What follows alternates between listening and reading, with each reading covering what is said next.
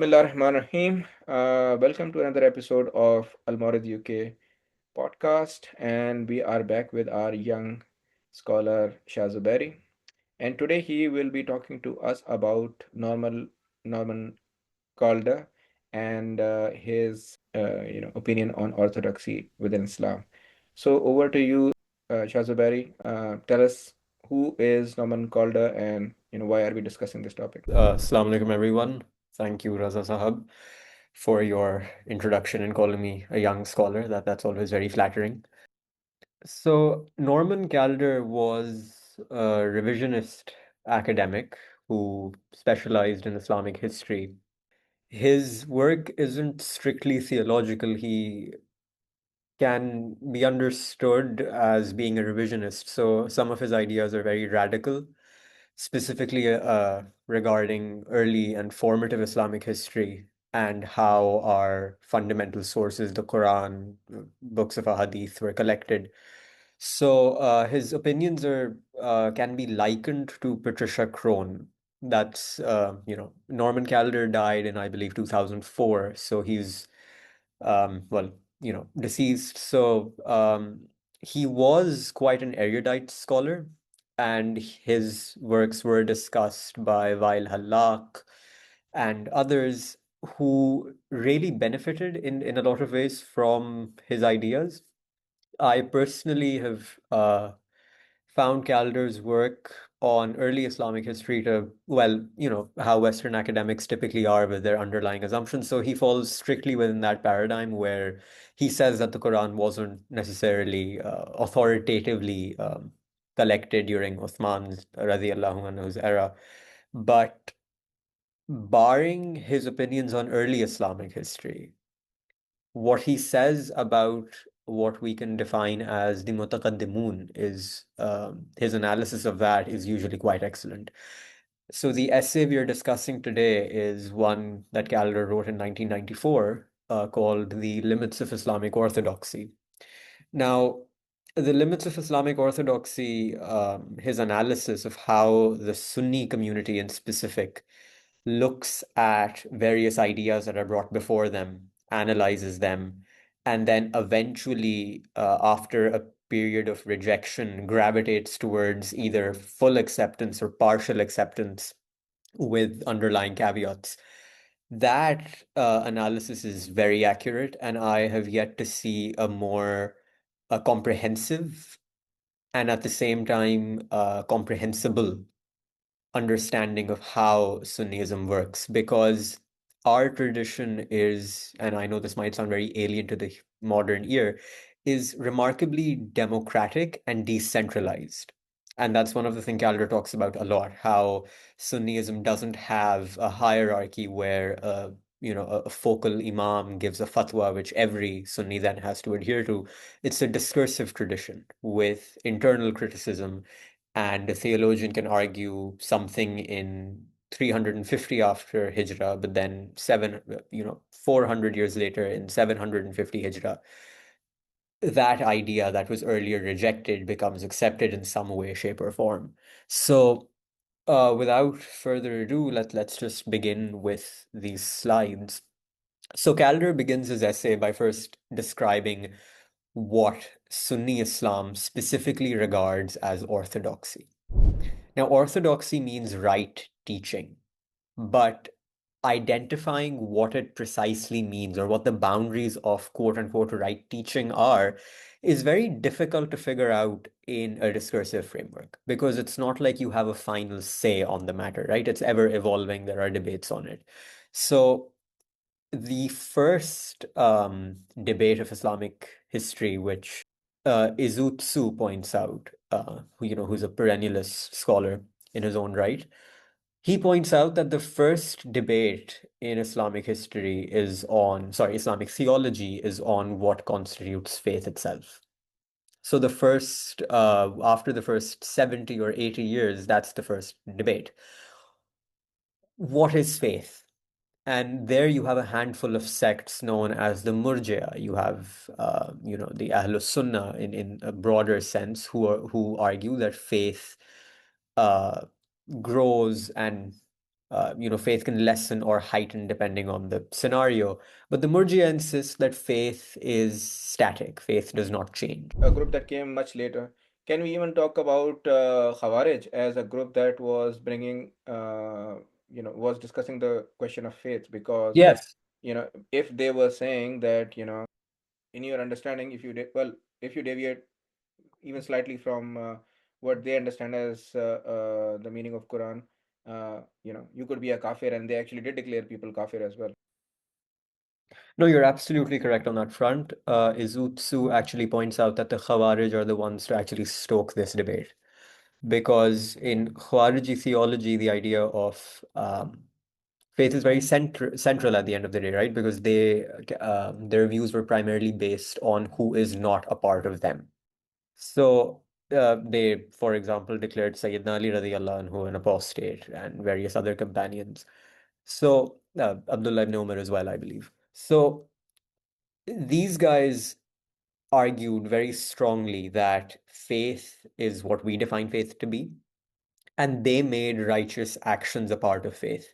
So in Khawariji theology, as I'm sure you're aware, a major sinner is actually an apostate, right? So in traditional or even Shia theology, Zani or a Fasik is all of those things, but he's not a kafir. That is reliant solely upon belief. So one thing Sunni Islam has usually been very strict about is actions will not be used to declare a person kafir or to say that they're guilty of kufr.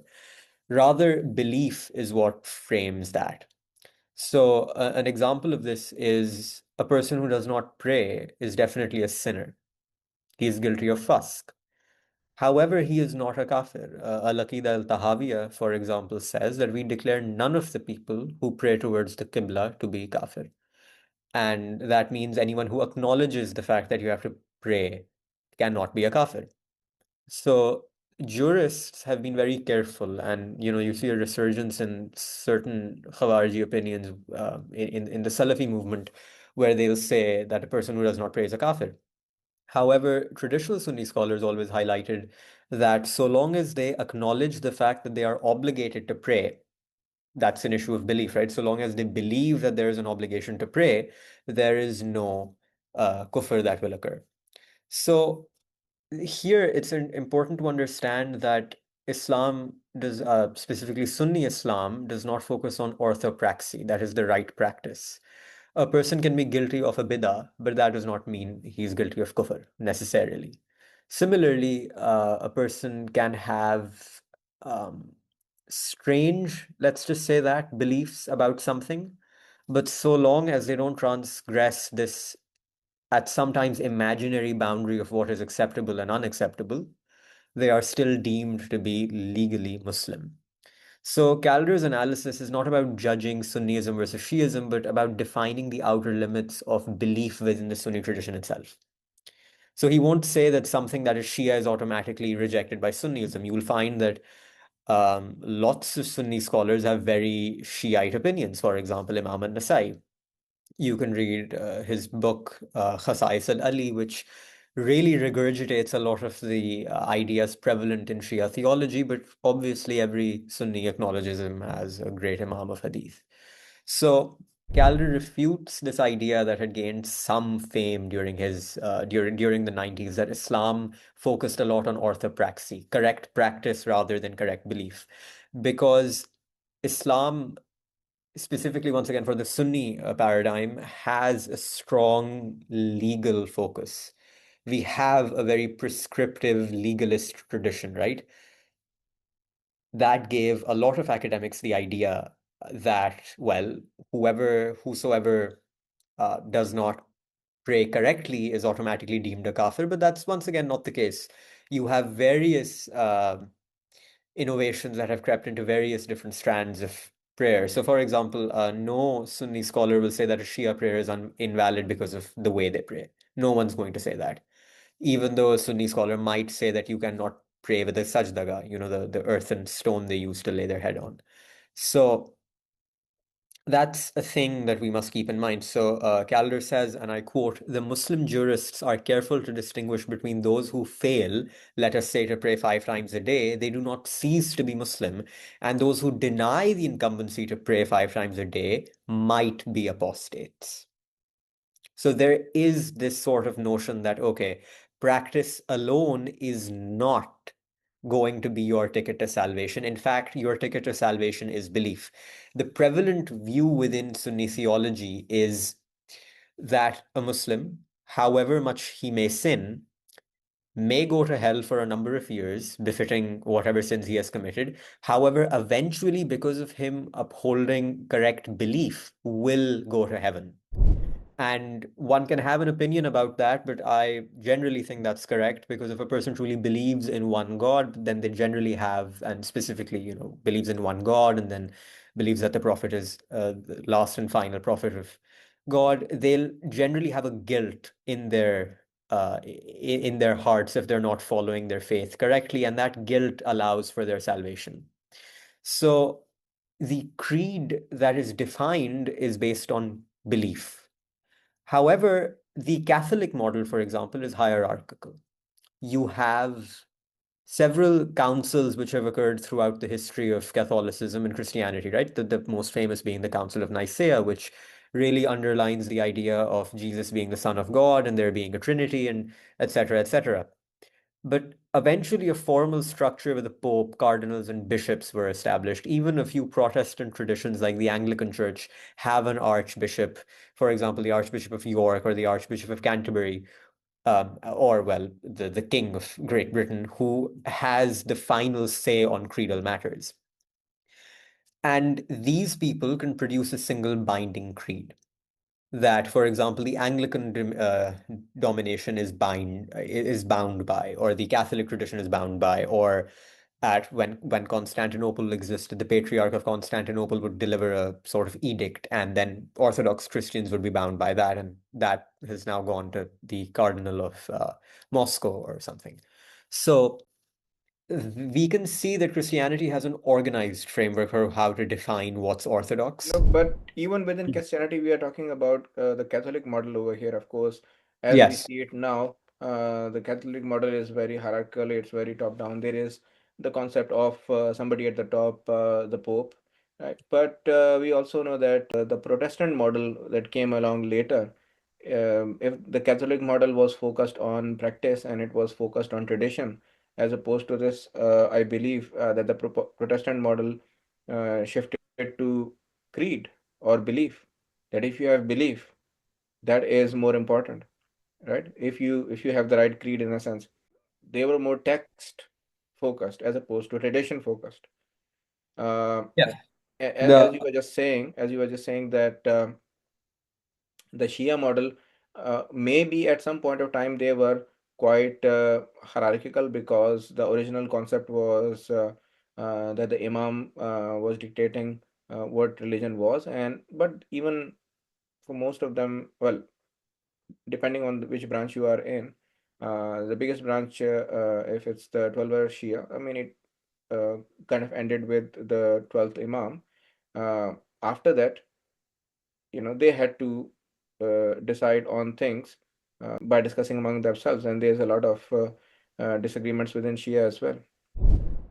Not precisely. The Shia model still is quite hierarchical, even though there isn't a specifically the 12 Shia. I mean, the Nizari Ismailis, the Aga Khanis still have an imam. The That is the true. Bohras still have an imam. That is true. However, even within the Isna Ashari model, you'll find that they have the marja, right? That is a concept, but you might have similar concept within Sunni Islam as well, right? Somebody might be declared as like the chief scholar of some area, or a Not particular school of thought. Deobandis might look at a particular scholar, Barelvis might look at another scholar, Salafis might look at one or a few scholars. So some people do become like the marja, in a sense, and people uh, look towards them without necessarily being you know formal hierarchy being there. So even no, if somebody is this a is marja, are we yeah. literally saying that there's a formal hierarchy that is coming Yes. down to a Yes. person? Yes, there generally is. So with the marja model, for example, it's different from the Sunni one because if you acknowledge a marja's role in your life as, being your guide, Hmm. then you are bound by his fatwa. That is opposed. No, Isn't no. the idea of taqlid present everywhere? No, that's where the difference lies. So Sunni scholars, for example, let's say the Hanafi school, right? Imam Abu Hanifa. Most Muslims follow that school. They can be considered muqalladeen of Imam Abu Hanifa. However, they are not bound by the fatwa of Imam Abu Hmm. Hanifa. You'll find that Qadi Abu Yusuf and Muhammad al-Shaybani disagree with Imam Abu Hanifa in any number of issues. And then later Hanafis like Ibn Hammam or Mahmud al-Hasan Deobandi will disagree with their, well, technically scholars as well. Hmm. So there's not there isn't an authoritarian trend there. There Hmm. might be an organized hierarchy if, for example, the state has a Qadi al-Qudat, a Chief Justice, for example, how Qadi Abu Yusuf was, but then the enforcement of that is very legal in more of the model of the state, a more political sense rather than necessarily Right. a religious sense. Yeah. So if we just look at the Shia model for a moment, the marja has, if you cannot switch your marja, for example, you Okay. have to take all of their prescriptions, whatever they might be. So if I'm a muqallid of Ayatollah Sistani, then I cannot switch to Ayatollah Khamenei, for example. I can't do. However, But within the Sunni tradition, isn't the popular understanding of taqlid within uh, at least subcontinental Sunni Muslims is that, well, you belong to a particular school of thought. Let's say if it's a Hanafiism, so you're not going to go switching between the different Sunni imams. You're going to stick to the consensus within this school of thought, and not whatever necessarily. the scholars of this school of thought agree on, that's what you're going to follow. Not necessarily. Mm, So specifically in the subcontinent model, let's just examine that for a moment. mm, You have the Deobandi tradition, which is probably the most legal-oriented tradition in the mhm, subcontinent. There, the prohibition for switching legal opinions, fatwa, is there on uh, normal people, lay people who may not be mhm. aware of the intricacies of Islamic law. Right. However, scholars are not bound by that. So you will find that Mufti Taqi Usmani will perhaps dissent with the Hanafi opinion and go for the Shafi opinion. On several occasions, he's done that. Isn't that the general theory of taqlid anyway? That either you are somebody who is a mujtahid himself, so you're the one who's going to give an independent opinion, or you are somebody who's not at that level, so therefore you're going to follow somebody else. The question here is what qualifies as a mujtahid, right? The Hmm. Shia strand has a very defined category for what constitutes a mujtahid. But that's They what I have, was. That's where I was questioning that yeah, in the in the early years, based on their belief, it was quite clear that the imam was that person, right?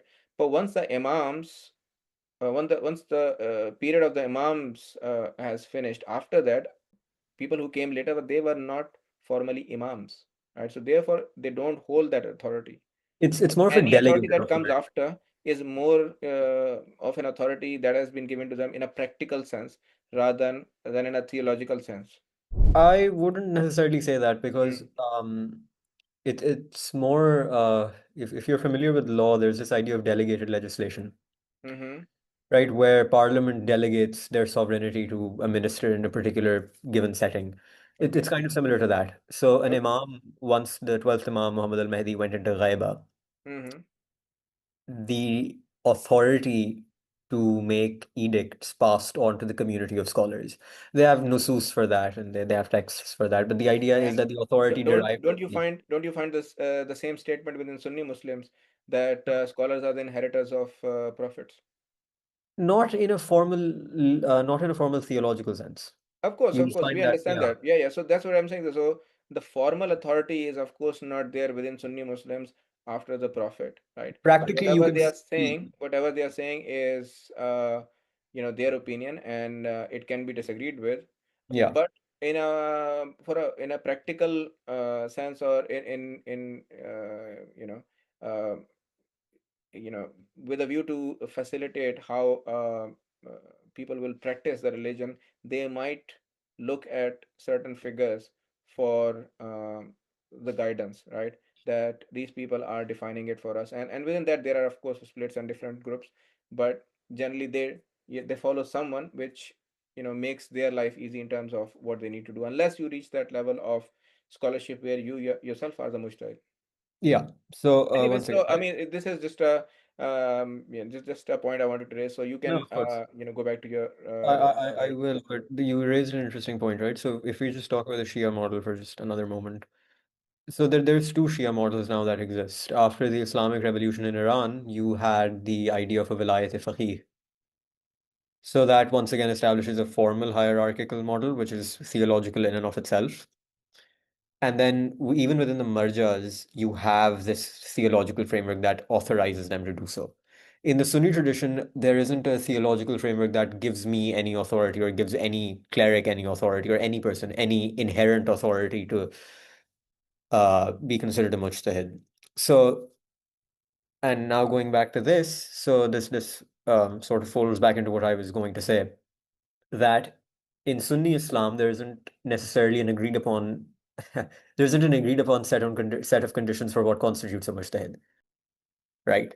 So if you read Suyuti and others who've written on the subject, they'll say that a person needs mastery of Islamic law, needs mastery of all the nusus, needs mastery of all the maxims, needs mastery of all the hadith, needs mastership over grammar, needs mastership over this, over that, blah blah blah. Yes, I agree, they do, but that's not a formal mechanism, right? That's just you saying that a person needs to be well read. Imam Ahmad bin Hanbal, for example, knew hundreds of thousands of hadith. Some people say 300,000, 600,000. In fact, there's a call of his that says a person knows nothing until they know 100,000 hadith. So, and despite that, Ibn Jarir at-Tabari considered Imam Ahmad to be a scholar of hadith and not a mujtahid. So there isn't a formal necessarily set of conditions that you can say, okay, yes, this person becomes a mujtahid once they have learned this, once they have learned that, once they have learned this. No.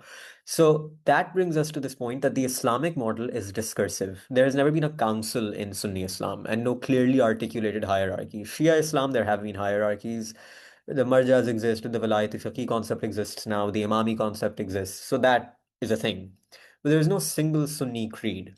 I cannot say that there is one singular textual creed that the Ahlus Sunnah holds as being its Council of Nicaea, right? Some people might cite Al-Aqidah al-Tahawiyah. They'll do that. But Al-Aqidah al-Tahawiyah, if a person disagrees with it, are they certainly not Sunni? Lots of Salafiyah disagree with Al-Aqidah al-Tahawiyah. That doesn't mean they're not Sunni anymore. And especially considering Tahawi was writing his Aqidah well before the Ashari and Maturidi schools were even formalized. In fact, some would argue that even proto-Ashari ideas regarding Kalam-e-Nafsi that Ibn Kullab brought forth hadn't actually come there yet.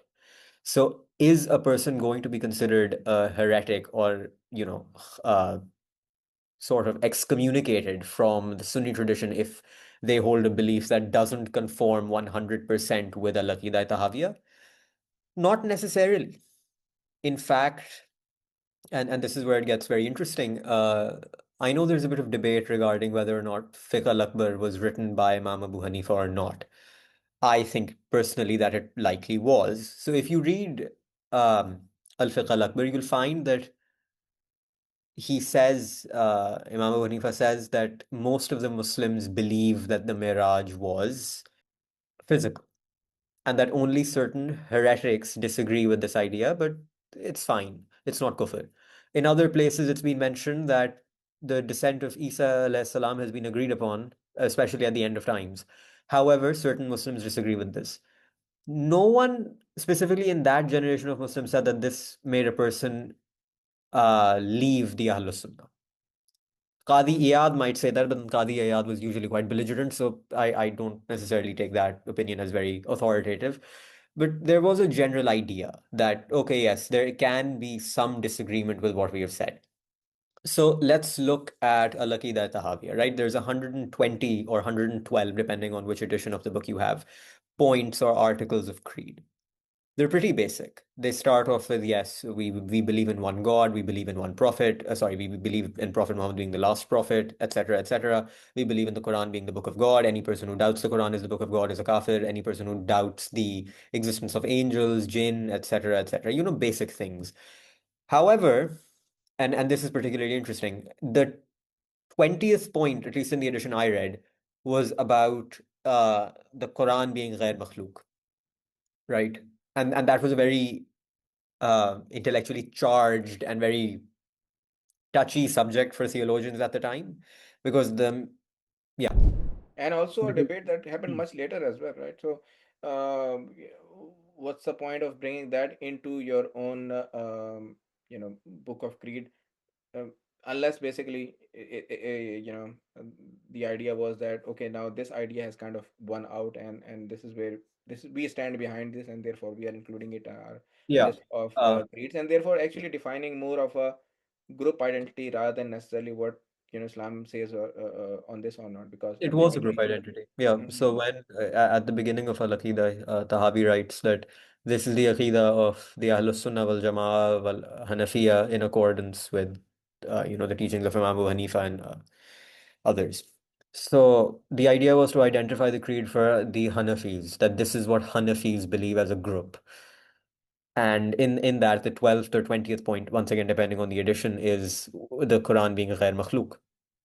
However, this was an issue that had, led to a lot of bloodshed during the Mihna, and Ahmed bin Hanbal had to face a lot of brutality and repression because of it. So that led to this idea that, this idea is fundamentally evil, that you cannot say that the Quran is created.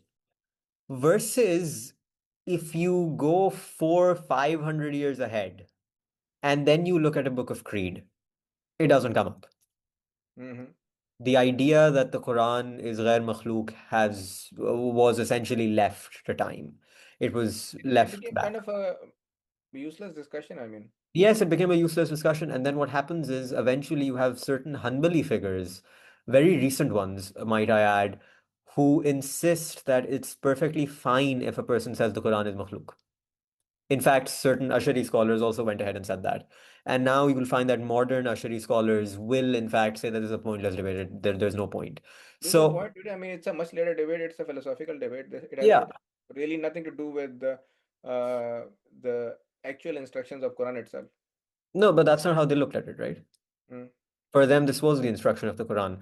So, Calder here identifies that Islamic creeds are not static, they are a part of a living tradition. So, initially, going back to where we started from, the discussion on faith is paramount. So, Tahawi starts off with that, what faith is. And he says faith, you know, um, is legal. In a legal sense, it doesn't increase or decrease, but faith is subject to change.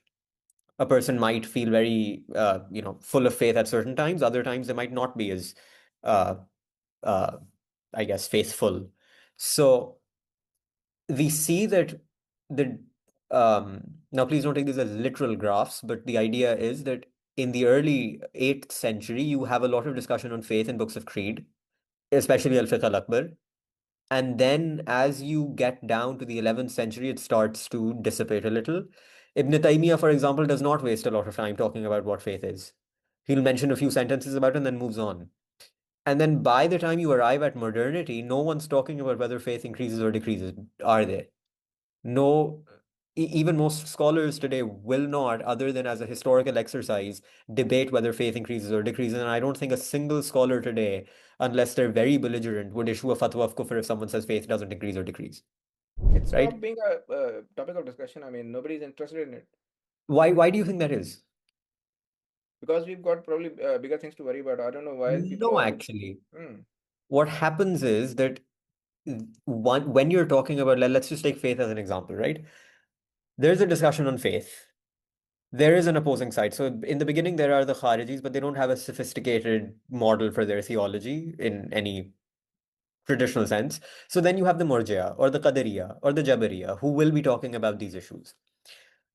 Their debates begin to be absorbed into Sunni texts, right? Scholars will now be writing epistles and risalas on whether or not faith increases or decreases, and there will be a lot of intellectual movement generated on this. And that happens. what eventually happens is, as these works are studied and critically assessed, and the discursive tradition is really evolving, certain people begin to realize that what's being said isn't really that dangerous, right? If a person says faith doesn't increase or decrease, what real harm is taking place? What real asal nusus are being violated? Nothing.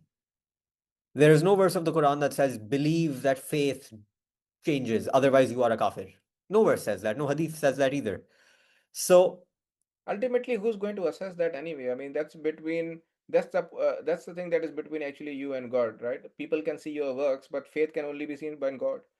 Only God can see whether it is increasing or decreasing, whether somebody who's outwardly very faithful is inwardly very faithless. That's the kind of the uh, hidden aspect of the religion, right? That is other people that cannot see.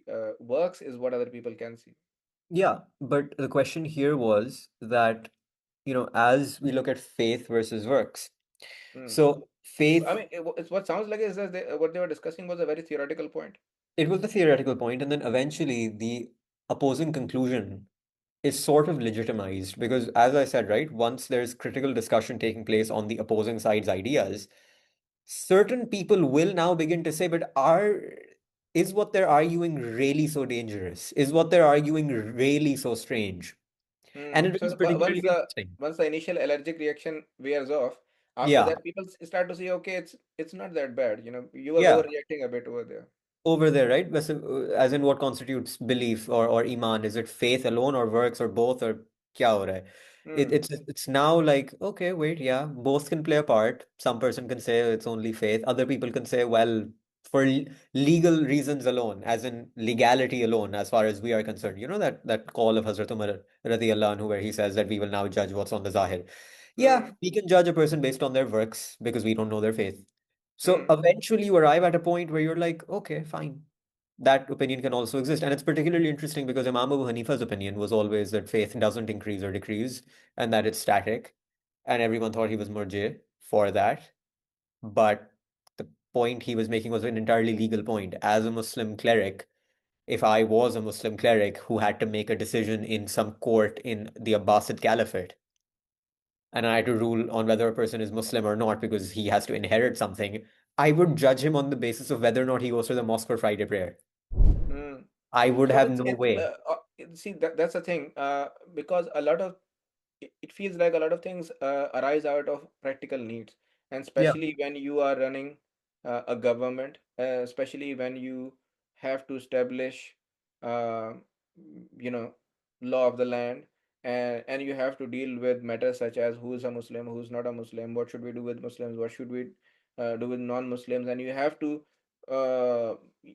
make these judgments on a daily basis across your land. Then you have to come up with some criteria, right? Then you have to make up a list. Okay, some funny stuff happens even in Pakistan, where when it's election time, to check whether a particular candidate is Muslim or not, they ask that person to recite a few things. Okay, Yeah. recite this kalma and or recite ayatul kursi, or I don't know, whatever. So what is that? I mean, what are they trying to do over there, right? That doesn't prove anything whether this person is Muslim or non-Muslim, right? But that is just that is just a way of establishing uh, some sort of a practical way of establishing for the purposes of their procedures that this person qualifies in some way, and that's it, and then they move on, right? It has no real meaning when you look at it what they are No, doing. yes, you're right. But here the issue was more theoretical and more scholarly, right? So Mm, the question here was as an issue of faith, pun intended, I guess. mm, Can we say that faith is what constitutes a person's salvation, or is it work or mm, action?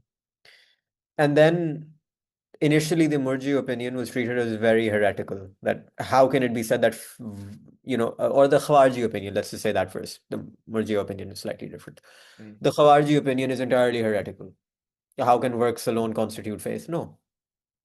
Because if you're looking at from a purely legal lens, then both can be correct, right? From a more holistic, spiritually informed notion or perspective, yes, faith is more important. But from an entirely legalistic point of view, if you're judging solely on the basis of the zahir, then it's works.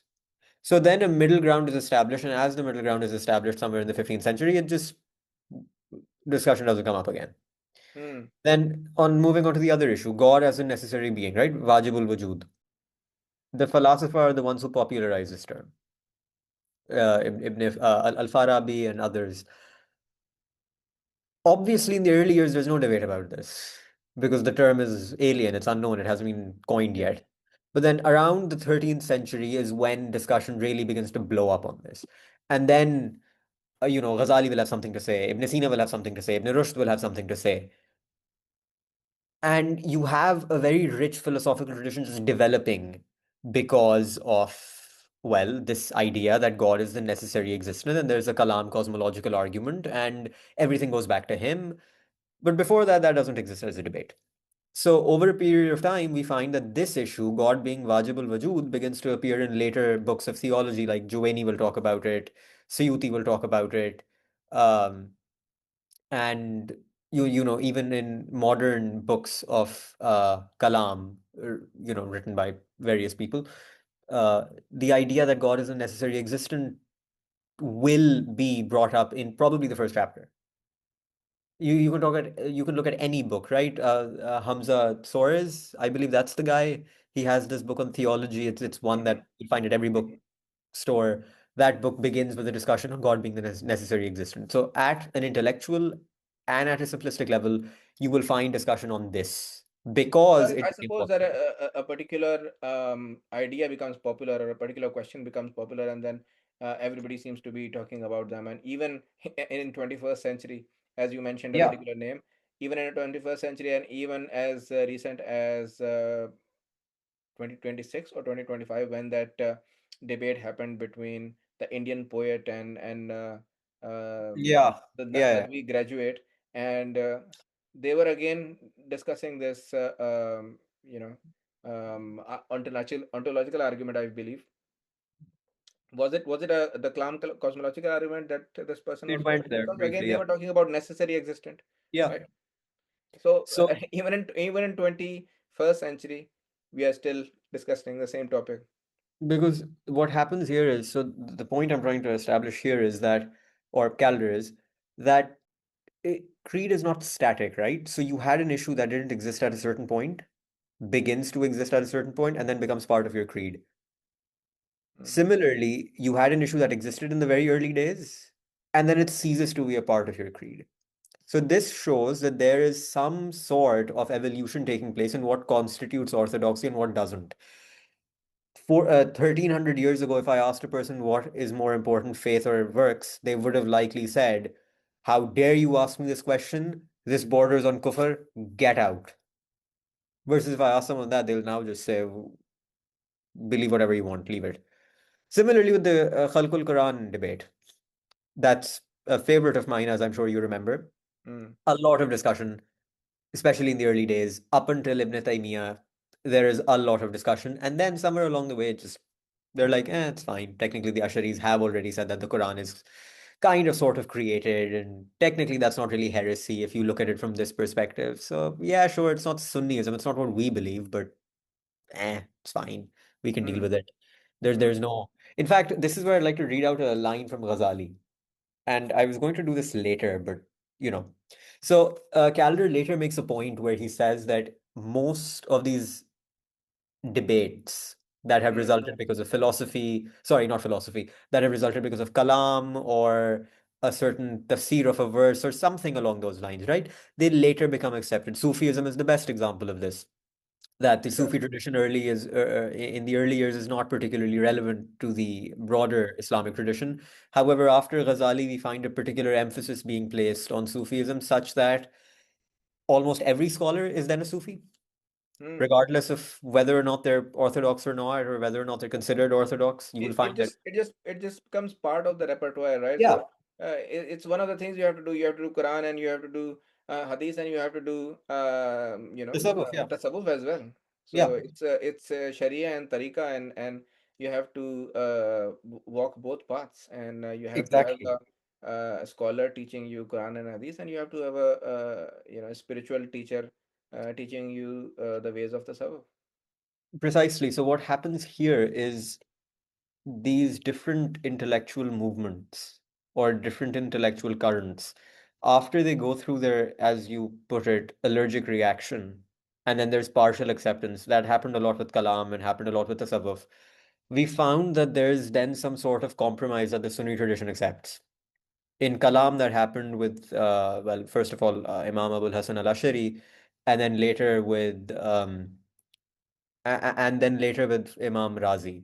He's really the person to canonize this idea of Kalam-e Nafsi and Kalam-e Lafzi and various other Kalami debates. He's the one who legitimizes them, so to speak, and legitimizes, in some sense, the other side of the argument and uh, Kalam-centered reasoning, speculative reasoning. So these intellectual traditions are eventually legitimized to the extent that Ghazali writes. The only tradition that hasn't been legitimized properly was the tradition of the falasifa. No Sunni scholar ever accepted Aristotelian ideas in their entirety, as Al-Farabi did or Ibn Sina did. No one did that. Platonic ideals were accepted as a part and parcel of tasawwuf, yes, but Aristotelian ideas were not. Unless you discount one figure, and that is Ibn Rushd, then everyone on earth criticized him for having heretical beliefs. So Ghazali writes, let it be known that the purpose is to warn those who think well of the philosophers and consider their methods to be flawless by elucidating the aspects of their incoherence. This is why my objection to their views is by way of demanding proofs and refuting their views, and not by claiming a certain position and then proceeding to prove it. Thus, I will refute what they believe to be categorical through different compelling proofs, sometimes using compelling proofs of the Mu'tazila, sometimes those of the Karamiya, sometimes of those of the Waqifiyya, etc. In this process, I will not defend any particular group, rather, I will use them together against the philosophers, for all these groups differ with us in matters of details, that is, they disagree with us in furu. Whereas the philosophers attack the principles of our religion, let us therefore unite against them, for when hardships befall, grudges disappear. So, in that sense, he is legitimizing nearly every tradition that was at one point rejected by Sunnism, the Karamiya, the Waqifiyya, the Mu'tazila, and is saying that what we disagree with them on, those are secondary issues. Whether or not the Quran is created or uncreated does not actually impact whether or not God exists or whether God is governing this universe or not. The philosopher and their ideals regarding deism or regarding the co-eternality of the universe with God, these have very lasting consequences for how we look at Tawheed, for how we look at God's relationship with the world. That is more important. So he legitimizes these formerly heretical ideas, and this really goes to demonstrate that the creed is not static, and that orthodoxy is therefore also not static, because by what Ghazali said, the lines of orthodoxy have been widened, haven't they? The boundary, which was previously very narrow, now encompasses the Mu'tazila, now encompasses the Karami, and the Karami had very heretical beliefs. They were borderline Mujassima, that is, they were very anthropomorphic. Even that is to some degree held as being all right enough that it doesn't create any major schism or major crisis of faith. So the creeds that various different scholars write, they are an incomplete map of belief. And if creeds represent the orthodoxy, then why do they exist? One of the most central theological features of Islam. Calder here argues that books of creed typically eliminate fiqh. So, why do they eliminate fiqh? Because the omission is a significant symbol. It proves that looking for orthodoxy in creedal elements alone is a flawed approach. The definition must be broader and located elsewhere. Orthodoxy, while reliant heavily on belief, is not only belief. There are still certain things that you can do practically that will constitute heresy. For example, if I start praying two rakahs for Asr, believing that yes, I must pray for, but I start praying to only. That's heresy, right? You're altering a major Islamic tenet. Therefore, Calder argues to find orthodoxy, we need a new framework. And he argues that all possible forms of religious belief can be brought under five headings. And he says that this framework is all encompassing to the extent that every major world religion and the subdominations, sorry, denominations of those traditions fall within these five categories. So while focusing on Islam alone, let's talk about the scripturalists, right? The textualists, knowledge from a set of written texts or revelation. You have the Ahlul Hadith for this. People like Ibn Hazm al-Zahiri, who's a, well, as it goes with the name, a textualist. Then community, knowledge preserved by a chosen community guarded from error. This is most accurately represented by the Ahlus Sunnah, where the community, ijma, occupies a central focus on whether or not something is right. If you bring a new idea to a Sunni cleric, their first issue will be, well, there's ijma that this isn't the case. And then, sure, a few decades later, we'll find out that there was no ijma and there was nothing ever like this. But the first response will always be there is ijma on this, there's no discussion. So the idea that the community governs what is right or what the correct knowledge of religion is very central to Sunnism. Then the third is gnosis. That is God exposing himself to you, some form of revelation. You can categorize that with the with Sufism or Irfan, right? Those are those guys. And then you have reason, the philosopher, and to some degree the mutakallimin would focus on reason, knowledge through adequate use of the human intellect. So the Mu'tazila, for example, were prime examples of rationalists who still were grounded in an Islamic framework. And then you have the philosophers who focus on pure reason alone, discounting Islamic ideas at times. And then lastly, you have charisma, knowledge from a divinely appointed person with a special protection. Here you have the Imamiyas and some Sufi strands of Islam as well. However, generally, this applies to the Shia tradition where the Imam has certain attributes and is divinely appointed and ordained to serve as the conduit between his people and God. And now this is my own personal inference. There is always a great degree of overlap between all of these traditions, right? So let's say you are a normal, entirely basic Sunni Ashari Muslim. Your first focus primarily will be on the community, right? How the community has understood the text of the Quran and the Ahadith. But then scripture still plays a very important role. You will also practice some form of tasawwuf, and therefore that will also fold into the mix. You will, because you are an Ashari, use reason as well. So that is also folded into the mix. And then lastly, you will believe that there is a Mahdi who is divinely appointed, and you might believe in some form of idea for special protection. For example, there were certain people who believed that the Khulafa Rashidin were to some degree infallible, or dare I say, you will believe that the entire community of Muslims in their entirety, is infallible. That the charisma is not dedicated towards a special person or a specific person, rather it is ever encompassing of the entire Sunni community, and that their ijma is infallible, and that it is divinely protected. So there is overlap between all of these, but broadly speaking, we can identify intellectual currents with what they focus on the most. So with the Zahiris, we'll focus on scripture the most. With the Sunnis specifically, we'll focus on the community the most. With the Sufia, even though they agree for everything else, right? So you'll find all five of these within the Sufia. They'll focus on gnosis the most.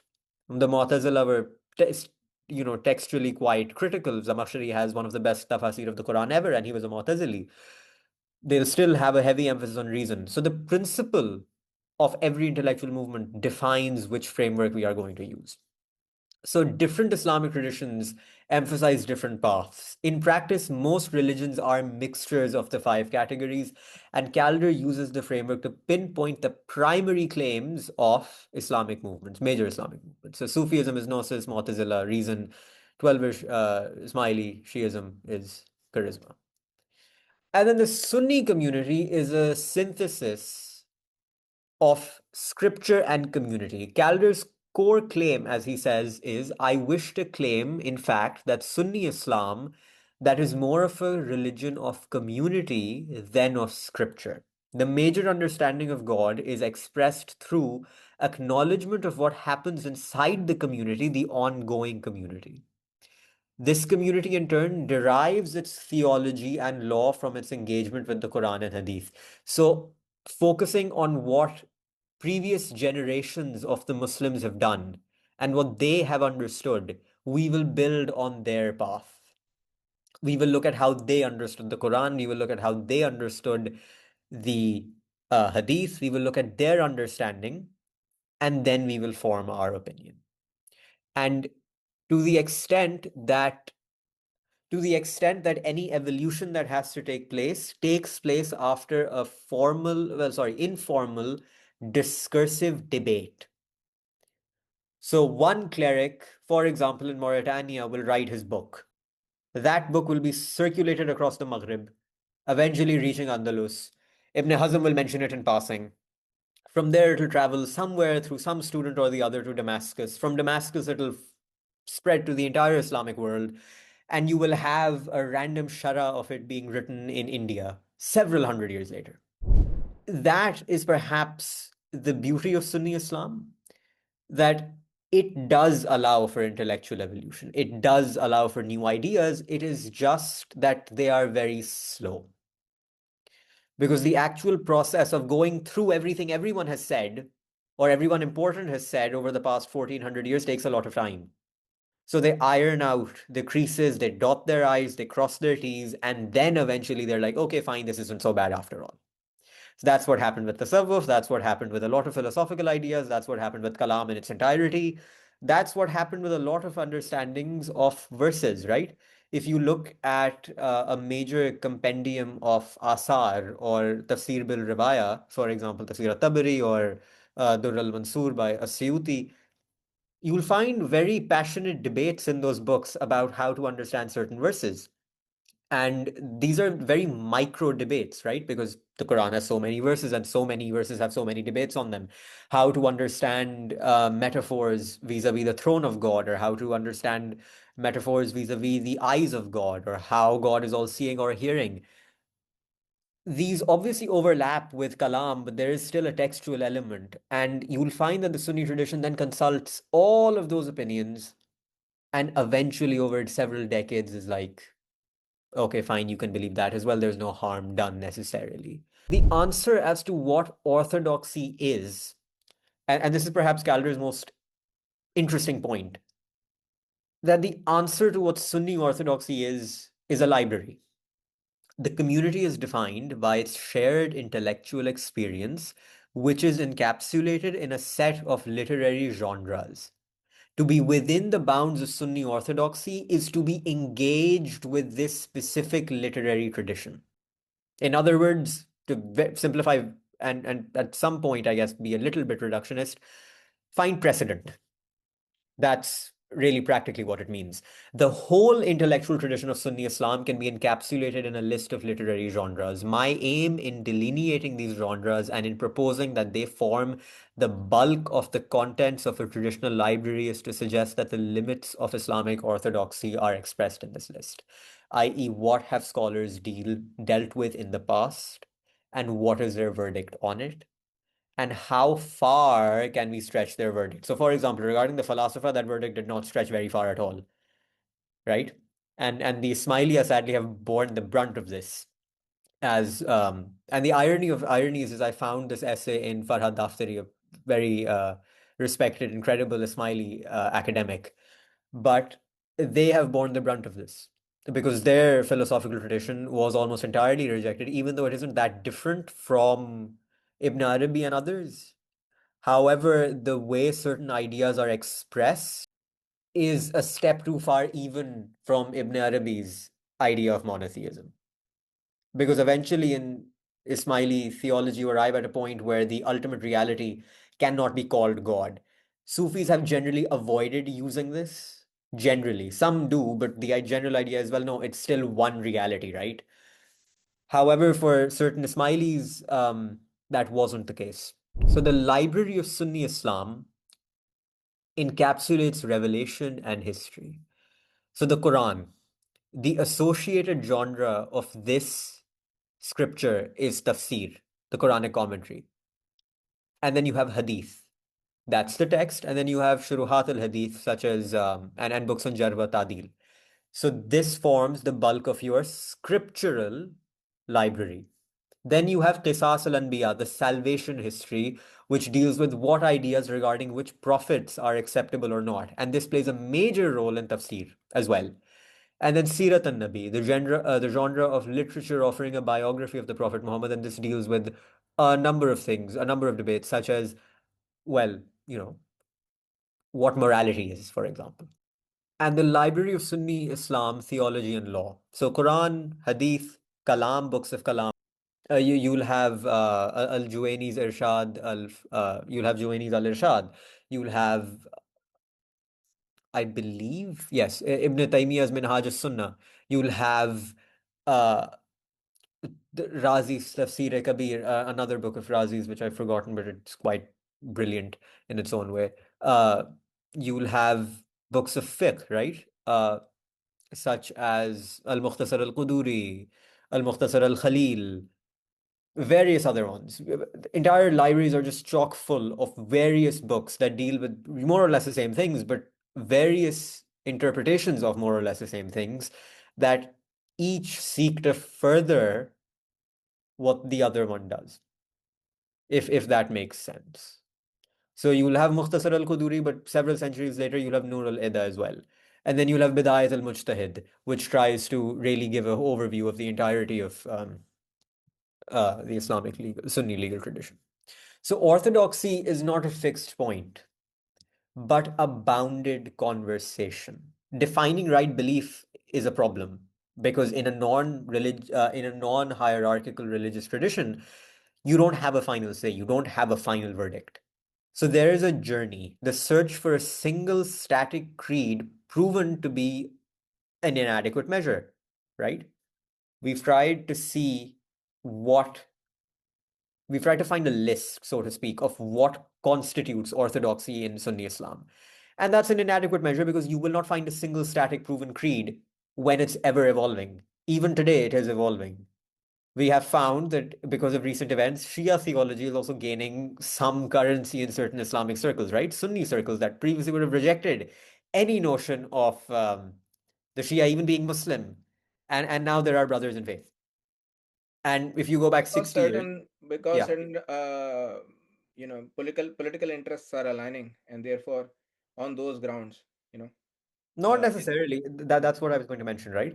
mm, 60 years ago, if you go back to Al-Azhar, Sheikh Muhammad al-Shaltut famously published a fatwa that regarded the Jafari school to be a valid school of Islamic law. okay. So the idea is that the Sunni orthodoxy, and that became a part of I the don't think Azhari. that Jafri school associated with or attributed to Jafar Sadiq. I mean, That's that a very was different debate, rejected. but That wasn't rejected as such, right? As if some sort of heretic or no, it was. it was. It was. In fact, there was a time when you wouldn't find forgive me, nikah to be valid. You wouldn't find a nikah to be valid between Sunnis and Shias. In fact, it got to a certain point where certain scholars said a nikah between Shafis and Hanafis weren't valid anymore. So there's Yeah, really no limit. yeah. So Muhammad al-Shaltut's fatwa really went a long way in delivering the sort of idea that no, the Jafri school is perfectly legitimate if we analyze what they're saying. And if I may, Imam Farahi as well, Al-Muqaddimah Nizam al-Quran highlights that the Shia are not kafir. Hmm. The view that's often attributed to them regarding the lack of preservation of the Quran is not correct, and then he cites various scholars from their own tradition that give the I mean, opposite it's not a opinion. majority opinion, and it's not a current opinion anyway. Maybe in the first couple of centuries, there may have been some debate on this issue, but Yeah, there was just some largely it has disappeared over there. It's largely disappeared over there. In fact, if you look at the modern Ayatollahs specifically, Ayatollah Al-Khoei or Ayatollah uh, Muhammad Fadlallah, or well, the late Ayatollah Khamenei or Ayatollah Khomeini, it's become quite heretical to discuss it. Mm, And the reason why it existed in the Shia tradition, this is a bit of a tangent, but the reason was that you had certain traditions within certain ahadith and asar, and you find them in our corpuses as well. yeah. That's a very strange things, right? So, for example, Abdullah ibn Masud's Codex of the Quran, where he said no, Qul is not part of it, or Mm, there's some ridiculous riwayat about there being two additional surahs of the Quran. mm, Things like these caused debate within very skeptical Shiis at the very beginning, who mm, were held to be akhbari. mm. Akhbaris are a special segment between them, but that's a debate for another day. Regardless, Al-Hadith of them. yeah, They, yeah, essentially, yeah. So that happened. The only issue with that was that their senior collectors of riwayat, specifically Al-Kulaini, was an akhbari. mm, That's why there is still some controversy, because you will find some person on the internet who'll find Bihar al-Anwar or some mm, book and be like, well, Al-Kulaini wrote this, he has this there, but that was because he had this particular leaning to mm. begin with, not because that's particularly representative of every Shia, Yeah. regardless. So the problem, defining right belief is a non in a non-hierarchical religious tradition is next to impossible, because you have it ever evolving.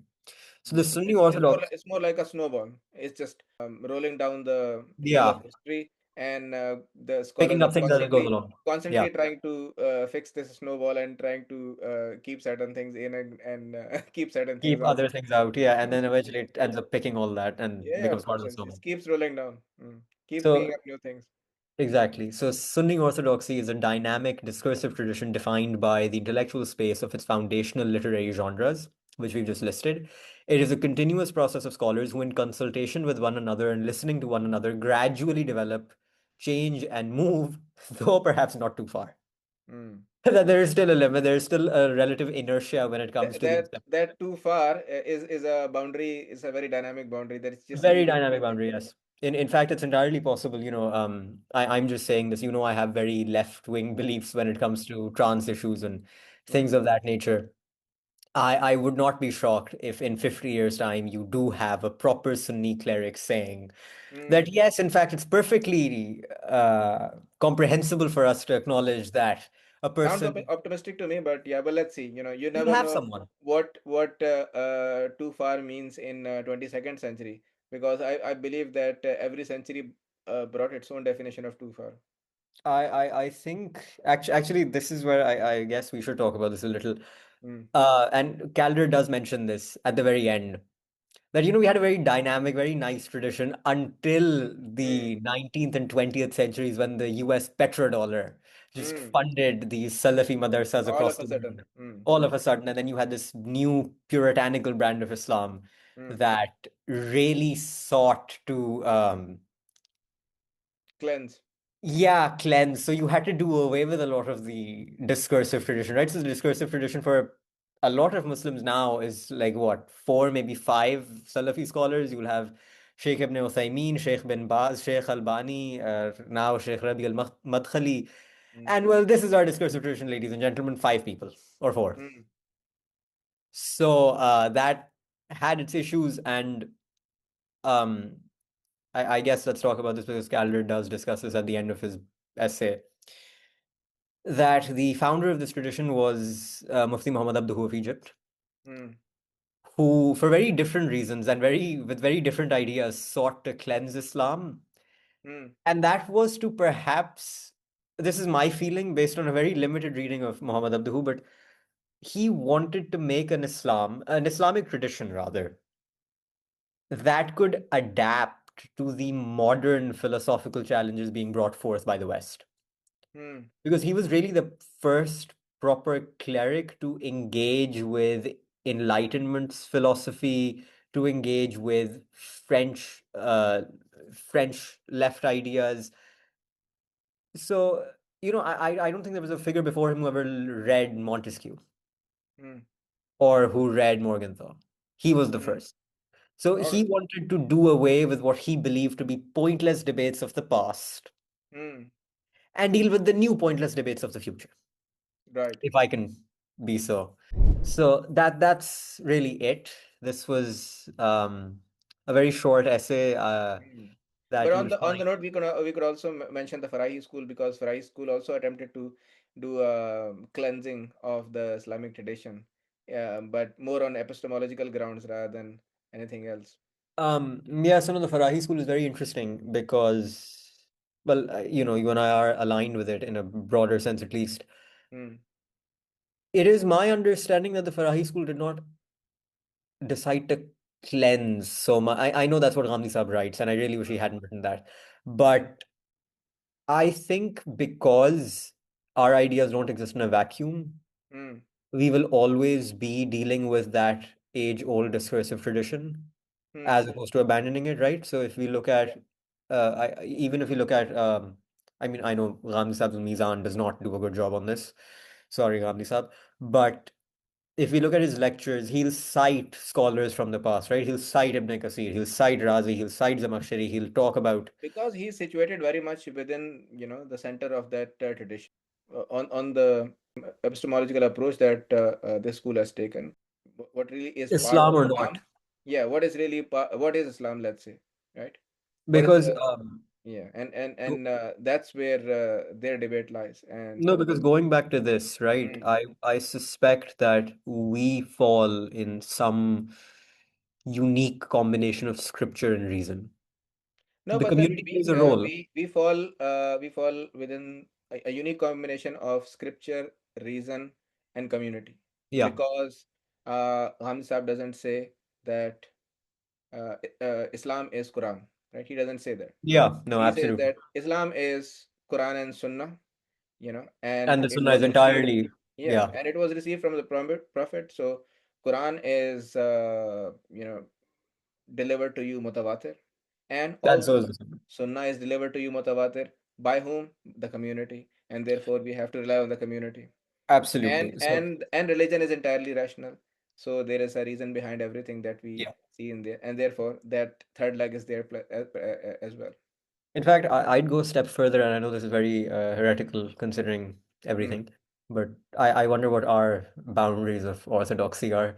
mm, But if we really look at it, I think it's a little bit incorrect, and it's quite incorrect to only perhaps look at the ahadith of the Prophet rather mm, than necessarily looking at the asar as well. I remember in a conversation we had a few weeks ago, right, with mm, that very respected scholar, we talked a lot about um, the Surah Nur, and my point was entirely regarding the practice of the Sahaba. I mm, think even in our interpretations, at least I would still give some weight to mm. what the very early community at least practiced. Right. That's just a personal taste, and I guess. Yeah, yeah. And that's how the uh, traditionalists have sought to figure out what religion was, how it was carried by the first generations. Yeah, yeah, to some degree. I think there's probably a middle ground because if we Mm, have, if you're at a crossroad, an intersection, so to speak, where mm, you have a controversial opinion regarding, for example, whether or not to how to drape your head or not, or mm, etc. I think if you're stuck in that scenario, for me, once you've made your subjective interpretation of the Quran, then I guess a deciding factor, at least for me, would be okay, fine, how did the Sahaba do it? right. Yeah, yeah. Which I feel like is reasonably traditional and also somewhat fits within our framework. So yeah. Mm. I don't think there would be any opposition to it. Probably not. I Mm, suspect not. mm. All right, cool. So on that note, I think we can conclude this session. And thank you very Yes. much, Thank you. Shah Zuberi, for Productive. that. That was very interesting. It was very informative, and I hope people like it. And thank you very much on that note. Thank you for having me as always.